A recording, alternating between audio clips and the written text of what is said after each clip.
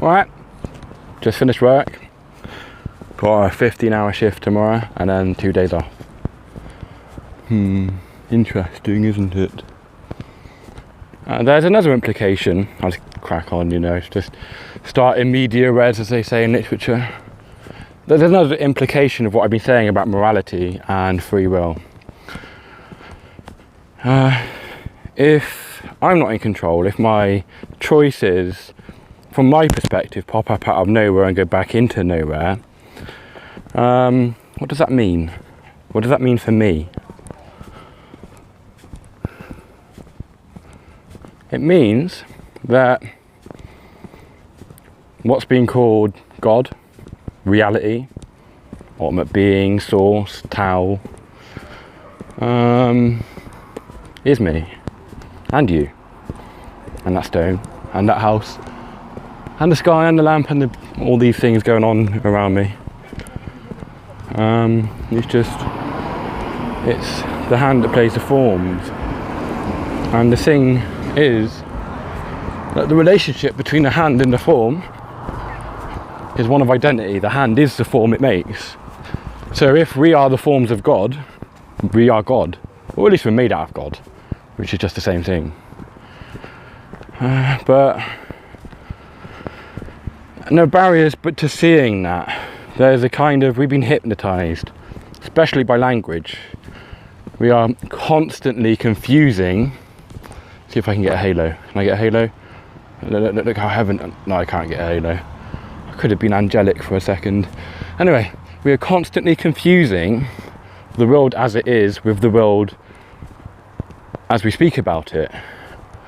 And there are certain features or main fundamental structures of language which we can't prove or disprove, but they act as a kind of sieve or a kind of cutting kind of shape, like those cookie cutters that cut reality into specific shapes. One of those forms is a subject predicate.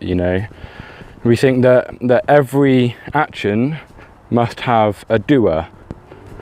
Every thought must have a thinker. That's the old substance kind of. There's this thing called Cartesian dualism, and he would say that there's three main substances. There's thinking substances, extended substances, and the God substance. And of each of them, they're each defined by a predicate. The thinking substance is thinking, it's thought. And then extended substance is extension. Now then, you take away from this substance the predicates, thinking for God, it's nothing, it's empty. Just as you take away from the fist the hand, or the hand the fist, it vanishes, You take away all the things that we used to describe a thing from a thing, and there's nothing there. This was what Berkeley's idealism was all about. He realised that nobody's seen the outside world because we've just seen what we saw, and what we saw is a kind of interpretive kind of process that could be falsifying or not. We don't know. Well, if you get his argument, you realise there's no way around it. It is falsified. The reality outside of us cannot be as we perceive it because it needs to be perceived in order to be as we perceive it, pretty much.